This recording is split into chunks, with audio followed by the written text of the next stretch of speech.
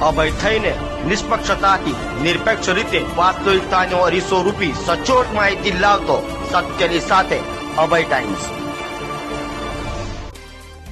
સુરતમાં ફરી ચડ્ડી બનિયાનધારી ગેંગ સક્રિય થઈ હોય તેમ લાગી રહ્યું છે। સુરતના છેવાડાના કહેવાતા ડુમસ વિસ્તારમાં ચડ્ડી બનિયાનધારી ગેંગ રાત્રિના સમયે ફરતી કેમેરામાં કેદ થઈ છે, જેને લઈ સ્થાનિકોમાં ડરનો માહોલ જોવા મળ્યો હતો। તો નાઇટ પેટ્રોલિંગ કરતા પોલીસની કામગીરી સામે શંકાઓ ઊભી થઈ રહી છે।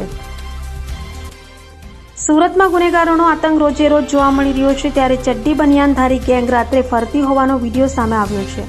સુરતના છેવાડાના વિસ્તાર એવા ડુમસ ખાતે ચડ્ડી બનિયાનધારી ગેંગ સીસીટીવીમાં કેદ થઈ છે।